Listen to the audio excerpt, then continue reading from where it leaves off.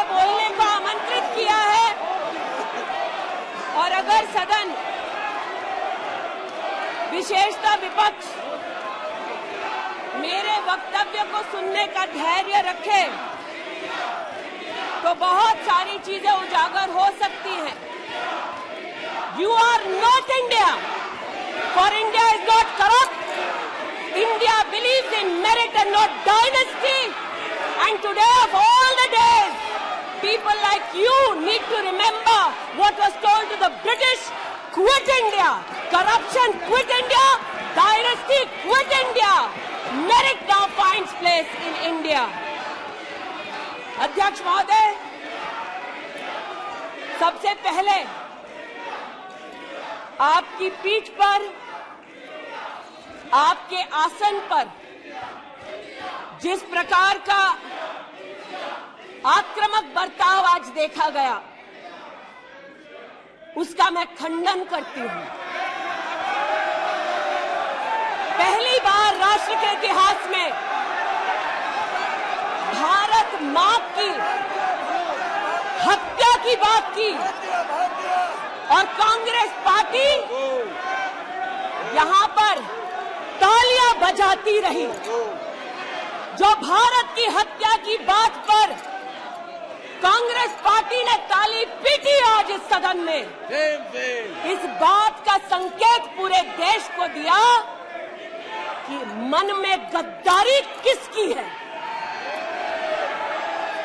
मैं आज हिंदुस्तानी होने के नाते कहती हूं, मणिपुर खंडित नहीं है, विभाजित नहीं है, मेरे देश का अंग है। मैं इनसे पूछती हूं, इन्हीं के अलायंस के एक सदस्य बैठे हैं जिन्होंने तमिलनाडु में कहा कि भारत का मतलब मात्र उत्तर भारत। अगर हिम्मत हो राहुल गांधी में तो आकर भारत के ऊपर इस प्रकार का कटाक्ष करने वाले डीएमके के अपने साथी का खंडन करके बताएं। कांग्रेस पार्टी के एक नेता ने कश्मीर में रेफरेंडम की बात की। अगर हिम्मत है गांधी खानदान में तो इस सदन में और इस देश को बताए कि कश्मीर को देश से हटाने की साजिश में कांग्रेस के उस नेता का वक्तव्य क्यों है। You are not India because you define corruption in India. You are not India because you define incompetence. You are not India. एक मिनट, माननीय सदस्य, ये तरीका ठीक नहीं है। सदन में नारेबाजी करना तरीका ठीक नहीं है। प्लीज माननीय सदस्य बैठिए, उनको अपनी बात कहने दीजिए। आपने अपनी बात कही है, यह तरीका ठीक नहीं है। नो गलत तरीका है आपका, नो गलत तरीका है आपका। स्मृति जी, पुनः कहती हूं अध्यक्ष महोदय, शायद अपने ही कोलाहल में सुन न पाए हो। मणिपुर हमारे देश का अभिन्न अंग है, खंडित न था, न है, न कभी होगा। इनके यूपीए के अलायंस के एक नेता ने तमिलनाडु में एक वक्तव्य दिया है। पुनः कहती हूं कि भारत का मतलब मात्र उत्तर भारत। मैं आज गांधी खानदान से, कांग्रेस पार्टी से पूछना चाहती हूं, क्या भारत केवल उत्तर भारत है? अगर दम है तो अपने पार्टनर को मुंह तोड़ जवाब दे, अगर हिंदुस्तान में आस्था रखते हैं। कांग्रेस के एक नेता ने, अध्यक्ष महोदय, कोर्ट में जाकर वक्तव्य दे दिया कि कश्मीर में रेफरेंडम की तलाशना चाहिए संभावना। मैं आज कांग्रेस पार्टी से पूछना चाहती हूं, क्या उनके आदेश अनुसार ये वक्तव्य कि कश्मीर का खंडन हो, भारत विभाजित हो, क्या ये कांग्रेस के नेतृत्व के आदेश के अनुसार है? अध्यक्ष महोदय, पुनः कहती हूं, हमारे राष्ट्र के संसदीय इतिहास में आज तक भारत मां की हत्या की बात करने वाले कभी भी बैठकर मेज नहीं थपथपाते, कांग्रेसियों ने बैठकर मां की हत्या के लिए मेज थपथपाई है। ये बात करते हैं इंसाफ की, ये चेहरा धूमिल है, ये चेहरा धूमिल है। मैं बताऊं किसका चेहरा है, मैं बताऊं किसका चेहरा है अध्यक्ष महोदय। ये चेहरा है गिरिजा टिक्कू का। सुन लीजिए पंडितों की दास्तान आप भी। गिरिजा टिक्कू का यह चित्र है। 90 के दशक में एक महिला यूनिवर्सिटी में अपना पेचेक लेने जाती है। सारी बातें करूंगी। अपना पेचेक लेने जाती है, बस से घर लौटने का प्रयास करती है। उसको 5 मर्द बस से खींचकर टैक्सी में ले जाते हैं, बलात्कार करते हैं और फिर आरी से उसका बदन काट देते हैं। जब गिरिजा टिक्कू के जीवन पर एक फिल्म में एक प्रति आया,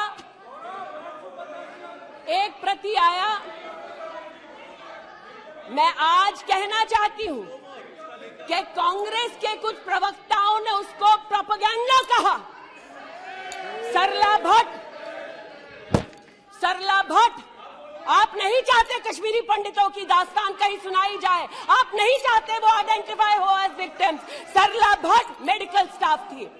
90 के दशक में उसको उसके इंस्टीट्यूट से अगवा करके गैंग रेप किया गया और सड़क के किनारे रखा गया। आज मैं पूछना चाहती हूं कि एक तरफ इनकी अलायंस के लोग हिंदुस्तान को विभाजित करने की बात करते हैं, ये आज अपने आप को इंसाफ के पुजारी बताते हैं, लेकिन मुझे बताइए गिरिजा टिक्कू, सरला भट्ट को कब इंसाफ मिलेगा? हर गली हर मोहल्ले में एक स्लोगन गूंजता था पंडितों के बीच, रलियू सलियू गलियू। पुनः कहती हूं, रलियू सलियू गलियू। आप चिल्लाना बंद करें, समझे पहले। रलियू सलियू गलियू। या तो अपना धर्म बदलो, या कश्मीर छोड़ो, या यहीं मरो। उनकी आवाज भारत की आवाज नहीं है। उनकी आवाज को आपने कभी नहीं सुना। मैं आज कहती हूं, इन्होंने कहा अश्रु बहाए, भ्रमण किया 84 के दौरान में। मुझ जैसे कई लोग देश की राजधानी में थे और किसी का वक्तव्य ना सुने अध्यक्ष जी। एक पत्रकार है प्रणय गुप्ता, उन्होंने लिखा कि सिख बच्चों को कैस्ट्रेट करके उनके अंगों को उनकी मां के मुंह में ठूसा गया। आज बोलती हूं, त्रिलोकपुरी में 30 औरतों को इकट्ठा करके चीला गांव में ले जाकर उनका बलात्कार किया। सुल्तानपुरी में एक महिला ने एफिडेविट दी है, मेरे हस्बैंड को मार दिया, बेटी को शादी से एक रात पहले उठाकर ले गए और उसका बलात्कार किया। एक 45 साल की मां ने कहा सिख दंगों के दौरान कि ना सिर्फ मेरे पति को मारा, ना सिर्फ मुझे गैंगरेप किया, बल्कि मेरे सामने मेरे बेटे पर केरोसिन छिड़ककर उसको आग लगा दी गई। और आज ये भारत की बात करते हैं। कहते हैं कि कश्मीर से कन्याकुमारी तक 130 दिन चल रहे थे। मैं जोड़ों के दर्द पर भाषण नहीं दूंगी अध्यक्ष महोदय, लेकिन इतना जरूर कहूंगी कि जिन वादियों को हिंदुस्तान ने खून से सना देखा है, जिन वादियों में गोलियों की आवाजें हर दिन सुनाई देती थी, जब ये उन वादियों में गए तो जैसे कश्मीरी कहते हैं शीन जंग कर रहे थे, बर्फ के गोलों के साथ अपने के किसी परिजन के साथ खेल रहे थे। अध्यक्ष महोदय, ये तब संभव हुआ जब प्रधानमंत्री मोदी ने धारा 370 हटाई। आज इस सदन में उल्लेख हुआ है कि ये गए हैं, I have been to Manipur, you might have not been. आज इस सदन में उल्लेख हुआ है कि ये यात्रा में गए और यात्रा में क्या आश्वासन दिया कि अगर इनका बस चले तो धारा 370 ये पुनः स्थापित कर दे। धारा 370 की वजह से कश्मीर की बेटियों को दहेज के लिए अगर प्रताड़ित किया जाता था तो वहां की बेटियों के पास कानून का सहारा नहीं था, क्योंकि इन्होंने धारा 370 लगाई। कश्मीर में अगर बेटियां प्रदेश के बाहर ब्याही जाती थी तो उनके पैतृक संपत्ति पर उनका अधिकार समाप्त हो जाता था, क्योंकि इन्होंने धारा 370 लगाई। कश्मीर में अगर 14 साल से कम उम्र की बच्ची का 18 साल से कम उम्र की बच्ची का ब्याह रचा दिया जाता था तो उसे कानून का संरक्षण नहीं मिलता था, क्योंकि इन्होंने धारा 370 लगाई। आज जो भग गए हैं सदन से उनसे कहना चाहती हूं कि इस देश में न धारा 370 लौटेगी, इस देश में कभी भी पंडितों को रलिव सलिव गलिव का धमकी कोई देने वाले बचेगा नहीं। आज कई यहां पर बहनें उपस्थित हैं जो वहां से अपनी आक्रोश को और राहुल जी के प्रति समर्थन को व्यक्त कर रही हैं। 84 के दंगों का विवरण सुनकर, गिरिजा टिक्कू का विवरण सुनकर, और मैंने स्वयं अध्यक्ष जी मणिपुर के मुख्यमंत्री से बात कर त्वरित रूप से वहां पर लोग पकड़े जाएं, न सिर्फ इसका वहां पर निवेदन किया बल्कि वो लोग पकड़े गए। सीबीआई की इंक्वायरी जारी है। लेकिन जो आज यहां बैठे हैं, मैंने उनसे पूछना चाहती हूं, जो चले गए, उन्होंने कहा वो राजस्थान गए हैं। और राजस्थान में क्या हुआ महोदय? गिरिजा टिक्कू को तो 90 के दशक में आरी से काट दिया गया था। भीलवाड़ा में 14 साल की लड़की के साथ सामूहिक बलात्कार होता है। इस सदन से 2 महिला एमपीज उस परिवार से मिलती हैं। बच्ची जब जिंदा थी गैंगरेप के बाद महोदय, उसे काटा जाता है, फिर उसे भट्टी में डाल दिया जाता है। ये इन महिला सांसदों का वक्तव्य है कि जिस बच्ची को 14 साल की उम्र में जब जीवित थी गैंगरेप के बाद भीलवाड़ा राजस्थान में काटा गया, जलाने के लिए फेंका गया, उसका मात्र एक हाथ भट्टी के बाहर छूट गया था। मैं आज पूछना चाहती हूं अध्यक्ष महोदय, ये आज जो जोर जोर से चिल्ला रहे हैं, न्याय की गुहार इन्होंने तब नहीं लगाई जब 60 साल की एक महिला का पश्चिम बंगाल में उसकी नाती के सामने गैंगरेप हुआ।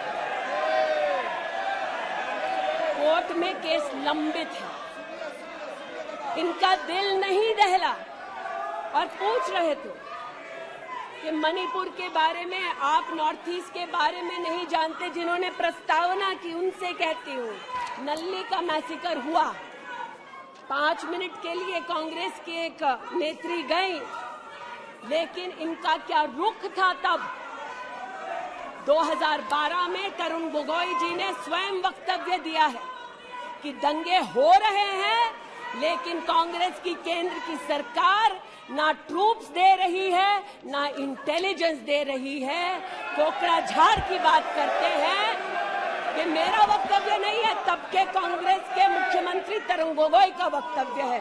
कोकराझार में हिंसा होती है, धुबड़ी में 3-3 महीने कर्फ्यू रहता है। आज महोदय जो लोकतंत्र की दुहाई दे चुके हैं, हम बार बार इस सदन में इस सदन में बार बार इमरजेंसी की गाथा को याद करते हैं। इस सदन में हम लोग बार बार उन नेताओं को, उन सामाजिक संस्थाओं को, उन मीडिया के बंधुओं को, उनकी प्रिंटिंग प्रेस कैसे जबरन बंद कर गई उसको, इस पर विस्तृत चर्चा होती है। लेकिन इमरजेंसी के कालखंड में साधारण महिला का इन्होंने, कांग्रेस पार्टी ने क्या हश्र किया। स्नेहलता रेड्डी की आज बात करना जरूरी है। बेंगलुरु की जेल में बंद किया गया और इसलिए बंद किया गया क्योंकि वो सोशलिस्ट थी, भाजपाई नहीं थी, सोशलिस्ट थी। और जब बंद किया 2 मई 1976 को, तब उन्होंने अपनी प्रिजनर्स डायरी में लिखा, और मैं कोट कर रही हूं, जो पब्लिकली अवेलेबल है। As a woman comes in, she is stripped naked in front of everyone else. When a human being is sentenced, is the punishment not enough? Must the human body be degraded and humiliated? ये स्नेहलता रेड्डी के शब्द हैं जो उन्होंने emergency के कालखंड में jail में लिखे, अपनी अचीवमेंट्स को बताते हुए।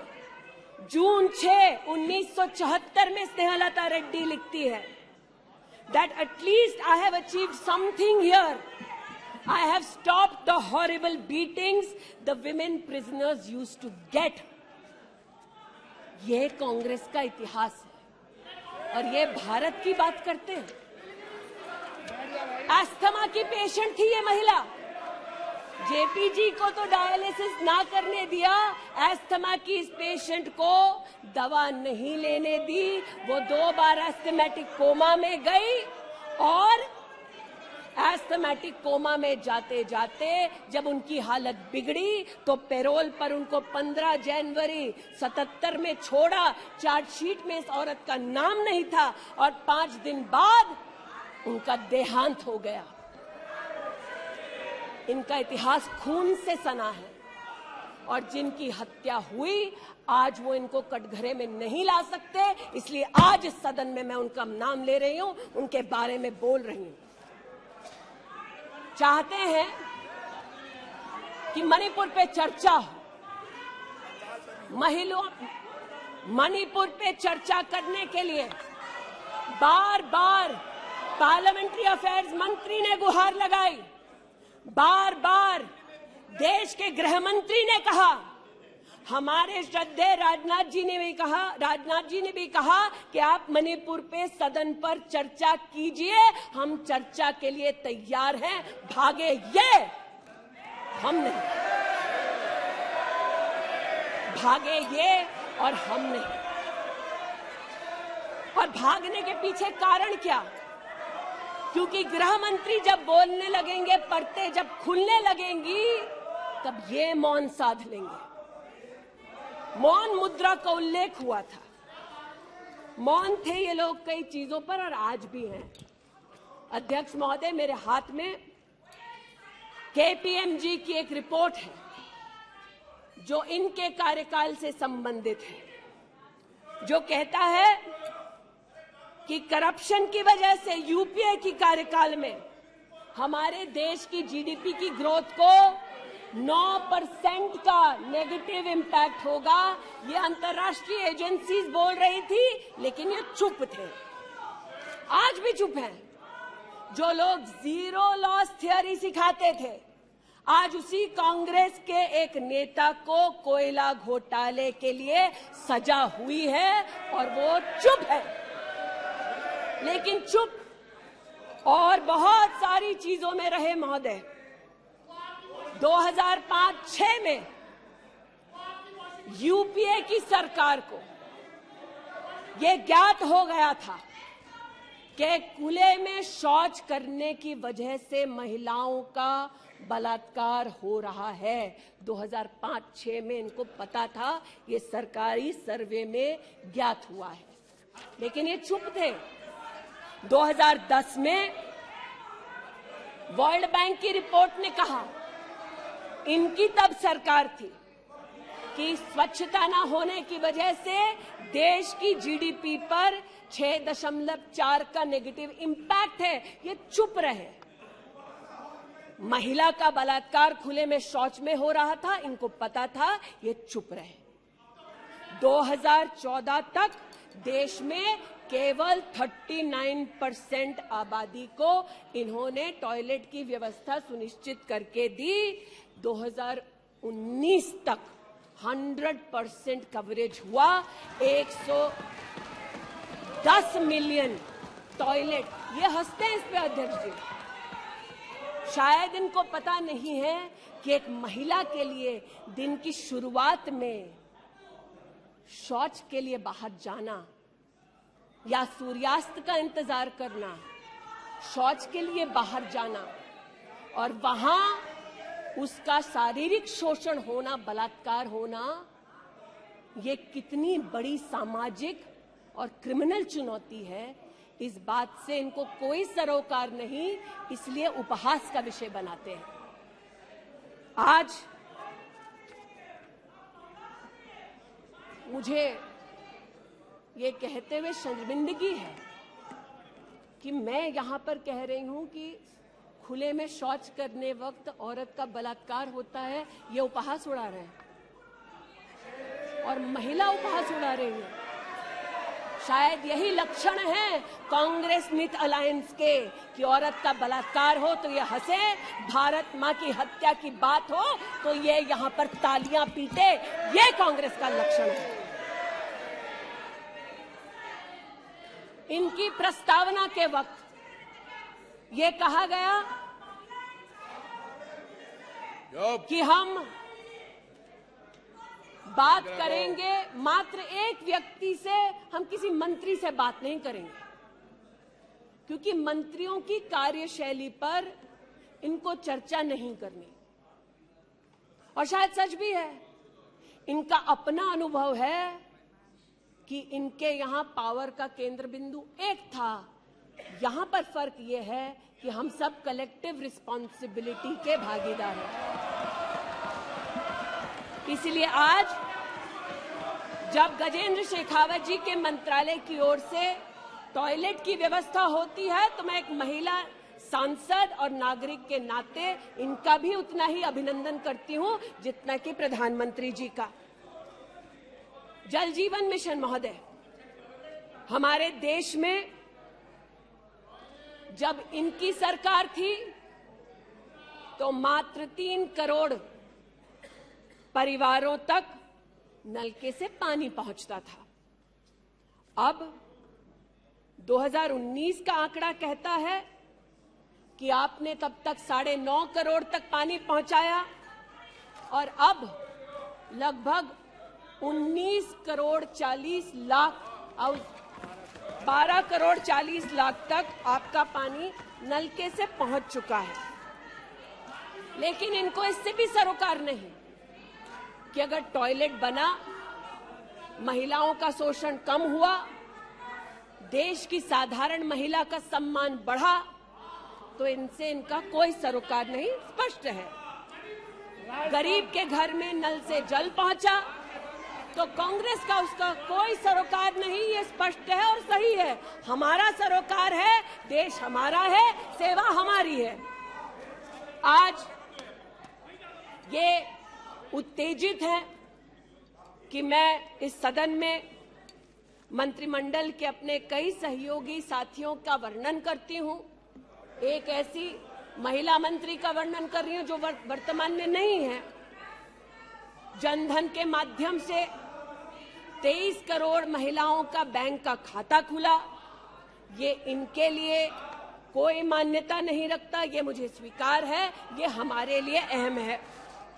मुद्रा के माध्यम से 40 करोड़ लोगों को जो जीवन में कभी व्यवसाय नहीं कर पाते थे, जिनके पास कांग्रेस की पर्सनल डायलिंग मशीन नहीं थी, उनको मुद्रा का लोन मिला। 27 करोड़ लोन महिलाओं को दिए गए। महिलाओं को अपना व्यवसाय शुरू करने के लिए 23 लाख करोड़ रुपया सैंक्शन किया गया मुद्रा के माध्यम से। इनका उससे कोई सरोकार नहीं। 8 करोड़ नौजवान हमारे राष्ट्र के इतिहास में फर्स्ट टाइम एंटरप्रेन्योर्स बने। इनका उससे कोई सरोकार नहीं। 1,80,000 अकाउंट्स में स्टैंड अप इंडिया का 40,000 करोड़ का पैसा दिया गया। 80% महिलाएं। प्लीज, क्या तरीका है? वह अपनी बात कह रही है, तथ्यों के आधार पर कह रही है। आपको खंडन करना है तो आप बोलना, जब तथ्यों के आधार पर करना गलत बात है। नो गलत। माननीय मंत्री जी की अनुमति से सर मैं पुनः बोलूं तो जैसा कि मैंने कहा, महिला का अगर आर्थिक सामाजिक उत्थान होता है तो इससे इनको कोई सरोकार नहीं। सेल्फ हेल्प ग्रुप की बात करते हैं। जब इनकी सरकार थी तब मात्र 19 लाख सेल्फ हेल्प ग्रुप्स को इन्होंने 80,000 करोड़ का लोन दिया। हमने 9 करोड़ महिलाओं को 5 लाख करोड़ की आर्थिक व्यवस्था करके दी देश के सेल्फ हेल्प ग्रुप में। यह हमारा अभिमान है।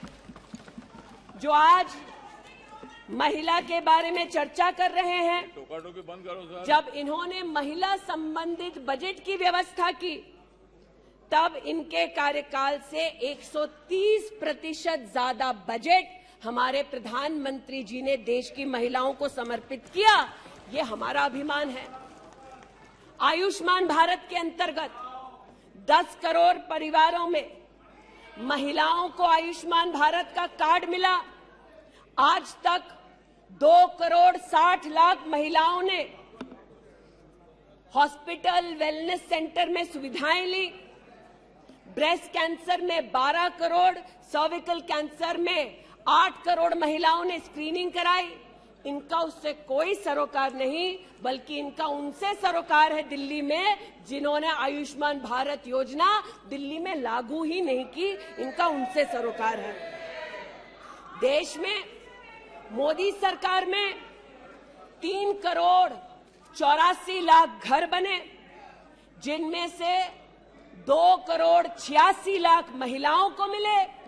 इनका उनसे कोई सरोकार नहीं, क्योंकि गरीब महिला लखपति दीदी बन गई, वो हमारा अभिमान है, इनका नहीं।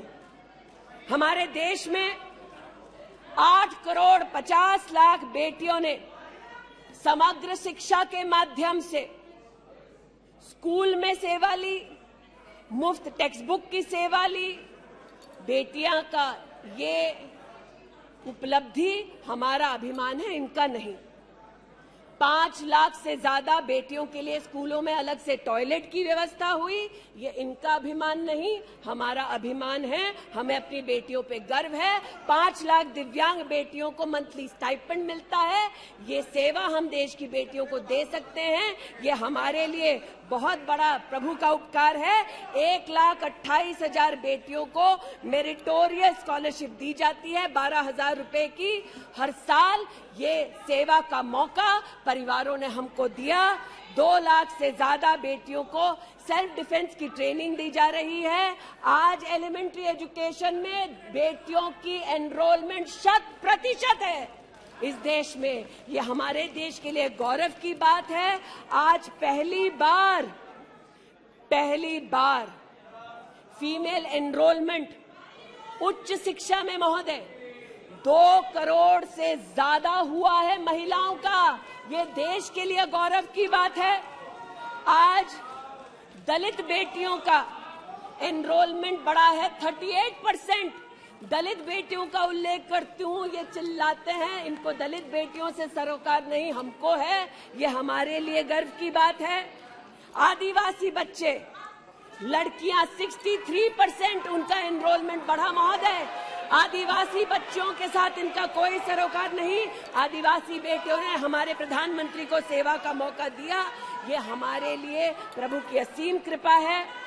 नॉर्थ ईस्ट की बात करते हैं तो महिला ने नॉर्थ ईस्ट में 34% की इंक्रीज हुई है एनरोलमेंट में। नॉर्थ ईस्ट के मेरे सभी साथियों को, चाहे वो सदन में कहीं भी बैठे हों, महिलाओं की दृष्टि से मैं अभिनंदन देती हूं। आज हमारे देश में महिला जो पीएचडी करती है 99.2% की वृद्धि हुई है एनरोलमेंट में पीएचडी करने वाली महिलाओं में। ये हमारे लिए हिंदुस्तानी होने के नाते गौरव की बात है। आज जो महिला शैक्षिक संस्थानों में सेवा दे रही, यूनिवर्सिटीज में, इंस्टीट्यूशंस में, कॉलेजेस में 66%, 66% उनकी वृद्धि हुई है। आप हो करते जाएं, हम तो उनके लिए बल्ले बल्ले ही करेंगे। आज मुझे ये कहते हुए खुशी है कि हमारे लेबर मिनिस्ट्री ने कहा है कि ईपीएफ में 28,70,000 महिलाओं ने अब अपने आप को सब्सक्राइबर बनाया है। आज 2017 से लेकर 22 तक लगभग 1400 महिला साइंटिस्ट को भारत सरकार की विविध स्कीम्स के अंतर्गत सहयोग मिला है। आज महिलाओं को मैटरनिटी लीव में 26 हफ्ते की पेड मैटरनिटी लीव मोदी सरकार ने सुनिश्चित की है। आज महिलाओं ने 3 करोड़ बेटियों ने, महिलाओं ने प्रधानमंत्री मातृ वंदना योजना के अंतर्गत 13,700 करोड़ रुपया अपने बैंक के खाते में पाया है। इस सेवा के लिए प्रधानमंत्री जी को आभार और बेटियों का अभिनंदन। आज हमारे देश की बेटियां सैनिक स्कूल में पढ़ सकती है। इस ऐतिहासिक निर्णय के लिए रक्षा मंत्री जी, प्रधानमंत्री जी को आभार। आज हमारी देश की बेटियां आर्म्ड फोर्सेस में परमानेंट कमीशन पा चुकी हैं। हमारे देश का गौरव बढ़ाने के लिए ऐसी बेटियों का आभार। आज जो महिला और महिला हक के लिए यहां बोल रहे हैं,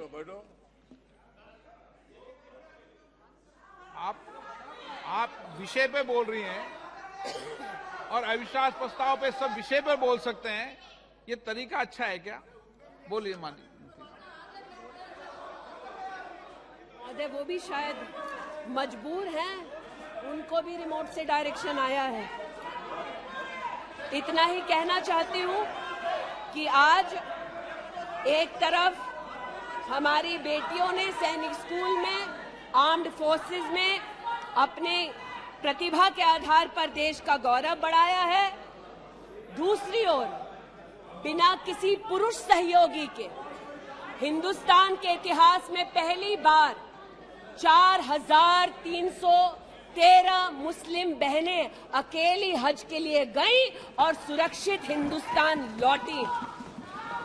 जो महिला हक की बात करते हैं महोदय, उनसे कहना चाहती हूं, महिला हक को संरक्षित करने के लिए जब हमारी सरकार ट्रिपल तलाक के कलंक को मिटाना चाहती थी, तब महिला के हक में नहीं बल्कि वोट बैंक के लालच में इन्होंने सदन की कार्रवाई को त्याग दिया था।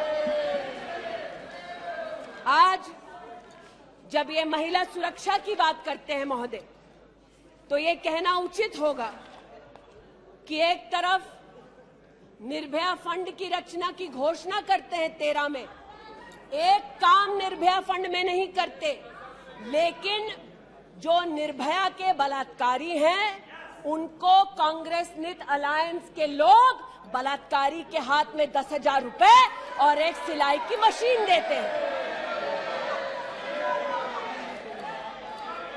आज हमें इस बात का गौरव है कि देश में 42 प्रोजेक्ट्स 5,000 करोड़ की लगभग लागत से भारत सरकार के सौजन्य से बन रहे हैं। जो महिला सुरक्षा के लिए ये न कर पाए, वो आज प्रधानमंत्री मोदी कर रहे हैं। आज integrated emergency response management system के अंतर्गत देश के 983 रेलवे स्टेशन पर महिला पैसेंजर्स के लिए 2400 घंटे सुरक्षा का प्रावधान किया गया। आज कोंकण में वीडियो सर्वेलेंस सिस्टम की विशेष व्यवस्था महिला संरक्षण और महिला सुरक्षा के लिए की गई। आज चूंकि रेल मंत्री बैठे हैं, आर्टिफिशियल इंटेलिजेंस के आधार पर facial recognition system, integrated surveillance system, ये सब भारत सरकार के सौजन्य से महिला सुरक्षा के लिए प्रधानमंत्री मोदी ने सुनिश्चित की। एक बात पर मैं आपत्ति अभी दर्ज करती हूं अध्यक्ष जी, कि जिनको आज मुझसे पहले वक्तव्य देने का अधिकार दिया गया, उन्होंने जाते जाते एक अभद्र यहां पर लक्षण के दर्शन दिए। It is only a misogynistic man who can give a flying kiss to a parliament which seats female members of parliament. ऐसी गरिमा विहीन आचरण को इस देश के सदन में कभी नहीं देखा गया। ये उस खानदान के लक्षण हैं, या आज सदन में देश को पता चले। लेकिन कहां गए हैं, वहां पर क्या हालात हैं अध्यक्ष महोदय? गोद भराई के नाम पर राजस्थान में भास्कर ने लिखा है कि राजस्थान की कांग्रेस की सरकार जेब भराई कर रही है। 13 से 20 महीने का घरबाशय दिखाया जा रहा है राजस्थान में, और भारत की तिजोरी से पैसा लूटा जा रहा है। इनका सरोकार महिला उत्थान से नहीं, ये महिला के बारे में क्या सोचते हैं, इनकी क्या हरकतें हैं, इनके नेता ने जाते जाते यहां पर उसको प्रसारित कर दिया है। लेकिन इन्हें सरोकार इनके नेता को किससे है? चीन से है। तो चूंकि सब चीन में इतनी रुचि लेते हैं कांग्रेस पार्टी के नेता, इसलिए आज एक सुखद समाचार भी सुनाती हूं। चीन में 31st यूनिवर्सिटी गेम्स हुआ।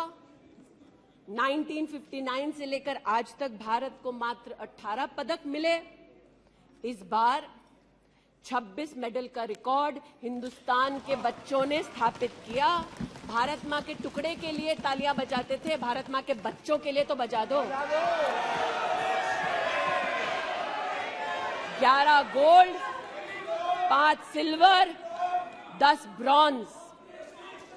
आज देश के यूनिवर्सिटी के छात्र देखें कि 31st यूनिवर्सिटी गेम में भारत का नाम रोशन करने वाले छात्रों के लिए मैं गुहार लगा रही हूं कि कांग्रेस पार्टी यहां अभिनंदन कर दे, लेकिन वो अभिनंदन से भारत के बच्चों को वंचित रखते हैं।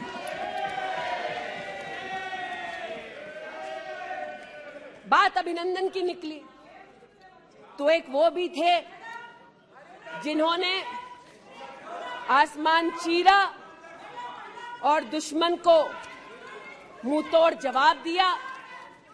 आज जो व्यक्ति यहां पर भारत की आवाज का उल्लेख कर रहे थे, उन्होंने भारत की आवाज में आवाज मिलाकर तब नहीं बोला जब आतंकी हमला करते हैं। उन्होंने भारत की आवाज से अपनी आवाज को भिन्न करते हुए इस सदन में भारत के रक्षा बलों से प्रमाण मांगा इस सदन में। लेकिन प्रमाण क्यों मांगा? क्योंकि कुछ लोगों ने कहा होगा। और प्रमाण मांगने का क्या सलीका है, ये मीडिया के मित्रों के माध्यम से आया है ध्यान में देश के। न्यूज क्लिक की आज बात करना थोड़ा मैं जरूरी समझती हूं। न्यूज क्लिक, नेवल सिंघम कुछ पत्रकारों को हिंदुस्तान में लिखते हैं कि किस प्रकार से हिंदुस्तान के खिलाफ न्यूज सर्कुलेट होनी चाहिए, कैसे चाइना के समर्थन में अलग अलग आर्टिकल लिखने चाहिए और इसे एक बार छपवा दो तो ट्राई कॉन्टिनेंटल पब्लिकेशन इसको इकट्ठा करके फिर काम आगे बढ़ाएगा। मेरे एक पार्लियामेंट्री सहयोगी निशिकांत जी ने इस पर जब विषय उठाया तो मैं स्तब्ध हूं कि कांग्रेस पार्टी ने डिमांड नहीं की कि अगर कोई बाहरी ताकत का पैसा लेकर हिंदुस्तान में व्यवस्थाओं को भंग करना चाहता है, हिंदुस्तान को कलंकित करना चाहता है तो उस पर कार्रवाई करो। ऐसा कांग्रेस का पक्ष नहीं था। कांग्रेस ने पक्ष ये लिया कि जो निशिकांत दुबे के मुंह से शब्द निकले हैं उनको एक्सपंज कर दीजिए। लेकिन ये जो ट्राई कॉन्टिनेंटल पब्लिकेशन है महोदय, जिसके बारे में ना आप ईडी को माने, न्यूयॉर्क टाइम्स को माने, वो ट्राई कॉन्टिनेंटल पब्लिकेशन के जो मुख्य रिसर्चर हैं उनके वक्तव्य को कांग्रेस पार्टी अपने ऑफिशियल फेसबुक पर क्यों डालती है, ये मैं पूछना चाहती हूं। जो जानबूझकर भारत के किसानों के हितों के खिलाफ बोलते हैं, उनका वक्तव्य ट्राई कॉन्टिनेंटल पब्लिकेशन वालों का जो सीनियर फेलो या रिसर्चर है उसका वक्तव्य कांग्रेस, नेशनल कांग्रेस के फेसबुक पर 19 अप्रैल 2019 को क्यों पब्लिश होता है, ये थोड़ा बहुत शोध का विषय है, ये थोड़ा बहुत चर्चा का विषय है। आज मैं ये कहना चाहती हूं कि जब प्रस्तावना हुई,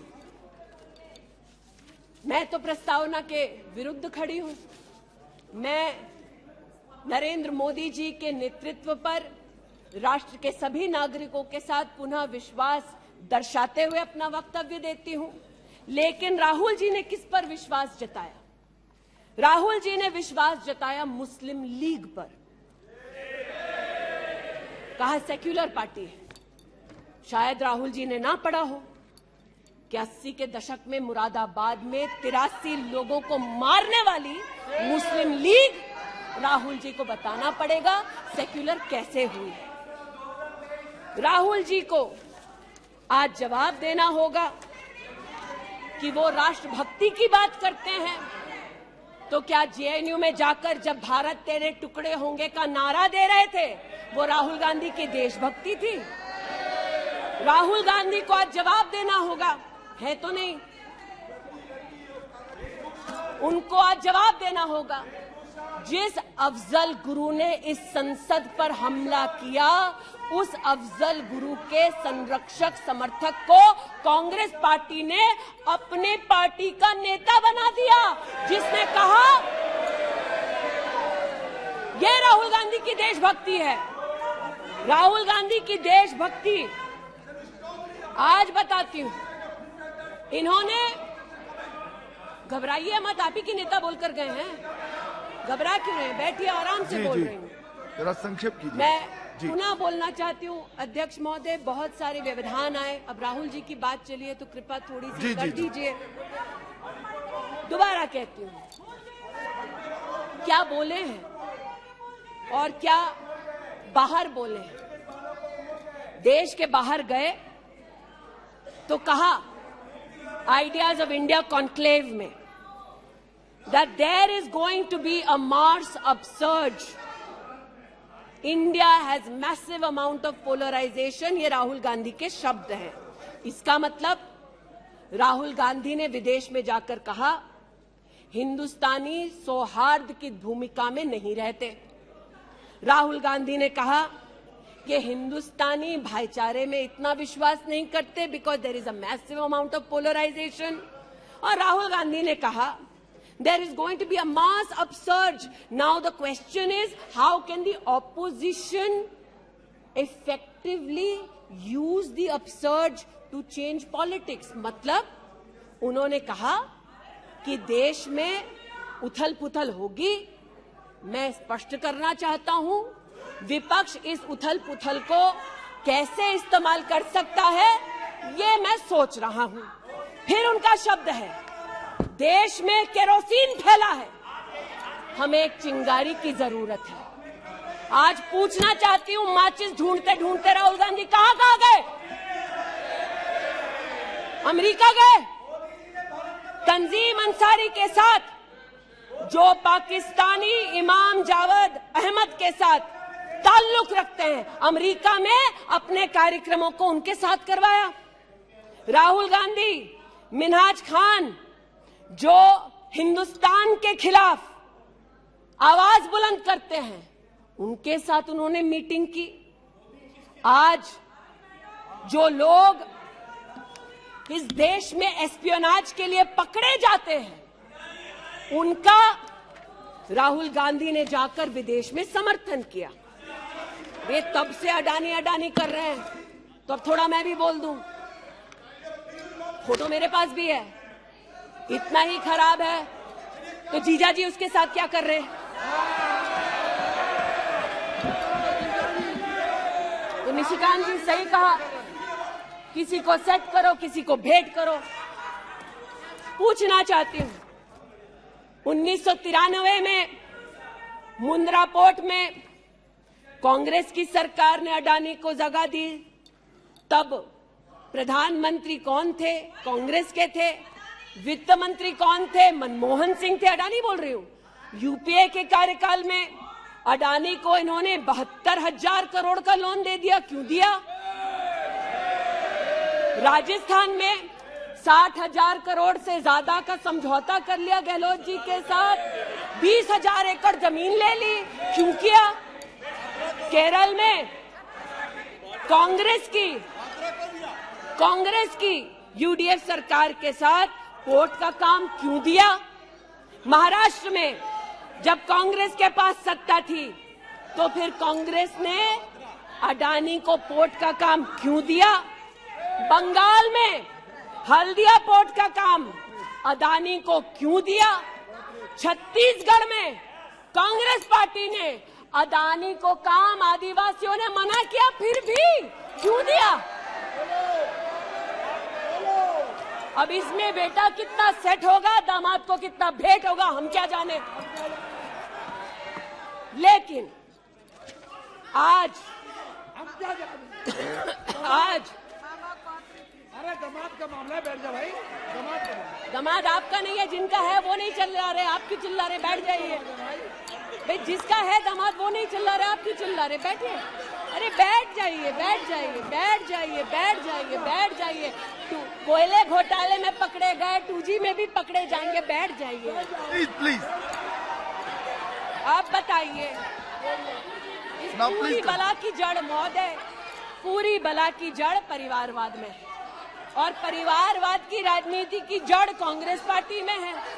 इनके अलायंस के लोग चारा खाते हैं, ये उनके घर मटन खाने चले जाते हैं। इनके अलायंस के लोग रेल की नौकरी के लिए गरीब की जमीन खाते हैं, जाके वो उन्हीं लोगों को गले लगाते हैं। और इनके सब के पीछे एक ही मजबूरी है, जो बड़ी विनम्रता से अजीत दा ने भी स्वीकारी कि मजबूरी हमारी कि तीसरी बार जनता कह रही है, फिर एक बार मोदी की बारी। Okay, now please conclude. तो मैं लिसन प्लीज। ये आज बैठिए। यहाँ पर उल्लेख कर रहे थे किसान की। आप भी बैठिए, आप किस लिए खड़े? ये बात आज कर रहे थे किसान की, तो किसान का क्या हश्र करते हैं वो मैं बताना चाहती हूँ। अध्यक्ष महोदय, थोड़ी सी मुझे मोहलत दे दें। ये मैं कहना चाहती हूँ उस क्षेत्र की बात, जिसकी मैं प्रतिनिधि हूँ, जहाँ पर बैठिए प्लीज, बैठिए दलित प्लीज मांग कर रहे थे विद्यालय की। 1982 में किसानों ने 4 बीघा 2 बिस्वा जमीन इंटर कॉलेज के लिए दी, और अमेठी में धोखे से किसानों की ये जमीन हड़पने वाले फाउंडेशन का नाम गांधी खानदान है। 2016 में राहुल जी दौरे में गए तिलोई, वहाँ पर लोगों ने कहा, 200 छात्रों ने सुनिए कि जमीन वापस कर दो, हमारे लिए कॉलेज की व्यवस्था करो। इन्होंने अपने अलायंस पार्टनर के साथ उन छात्रों को जेल भगा दिया। 17 में जेल भगाया। सेठा गौरीगंज में प्रमाण है, आ जाओ गौरीगंज, दूध का दूध, पानी का पानी, यही कर दूंगी। गौरीगंज सेठा रोड पर जमीन हब्जा ली। भूसियावा मार्ग पर, नरसिंह भानपुर पर मुंशीगंज में जमीन हथिया ली। ये उनका संस्कार है।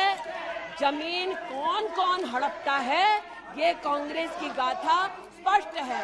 जहां ये हैं वहां पर आज मैं अभिनंदन देती हूं रेल मंत्री का कि रेल कोच फैक्ट्री रायबरेली में भी 10,000 कोचेस तब बनी जब नरेंद्र मोदी देश के प्रधानमंत्री बने। पीड़ा हो रही है जी। मैं बस इतना बताना चाहती हूँ कि आज जो किसानों का दम भरते हैं, बालियान साहब शायद यहाँ नहीं है, मैं अमेठी के किसानों की ओर से विशेष बालियान साहब आपको नतमस्तक होकर आभार व्यक्त करती हूँ। राष्ट्र के इतिहास में पहली बार अमेठी में खाद की रैक उतरी जब मोदी आए। इन्होंने न खाद दी, गौरीगंज में किसानों पर लाठीचार्ज करते थे, राजनाथ जी इसके साक्षी हैं। इन्होंने 80% लोगों के पास अमेठी में, जहां 5 दशक इन्होंने राज किया, 80% लोगों को शौचालय नहीं दिया, 60% लोगों के घर में बिजली नहीं दी।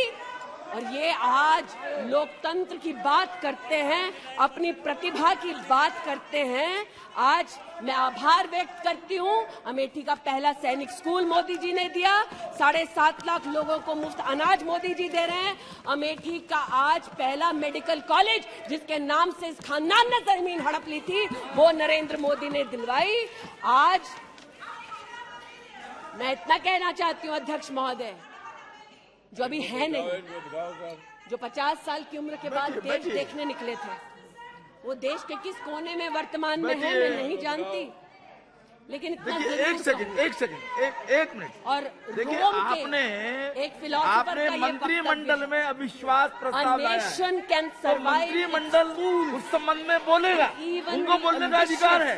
प्लीज आप बैठ जाइए। नो, मणिपुर पर चर्चा आपने नहीं मांगी है, कोई विषय है उस पर चर्चा हो रही है, उसका उत्तर भी आएगा, परंतु no, please sit down, please sit down. But what sir of the enemy who speaks slyly, what of that enemy?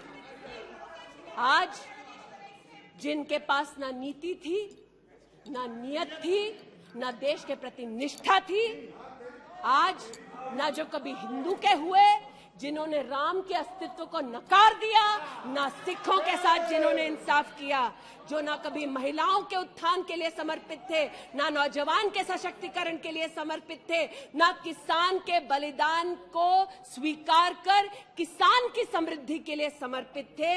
आज उनसे कहना चाहती हूं कि जो समर्पित है, जो सबके विश्वास के साथ सबका विकास कर रहा है, उस पर देश को पुनः विश्वास दिखाएंगे। 24 में पुनः मोदी सरकार बनाएंगे। इस अविश्वास प्रस्ताव का मैं निषेध करती हूं और भारत मां का जयकारा लगाते हुए जो भारत मां की हत्या की बात कर रहे थे महोदय, उनसे कहना चाहती हूं, अंग्रेज आए चले गए, मुगलिया सल्तनत आई खत्म हो गई, हिंदुस्तान आज भी है और आगे भी रहेगा। और हिंदुस्तान इस देश की तिजोरी की चाबी वापस उनकी माताजी के हाथ में नहीं देगा। हर तरह की खबर सब तो पहला वेखण लई सबसक्राइब करो चैनल कांशी टीवी। हर अपडेट का संकेत मिलता रहे, दबाओ बैल आइकन अते लाइक करो फेसबुक पेज कांशी टीवी।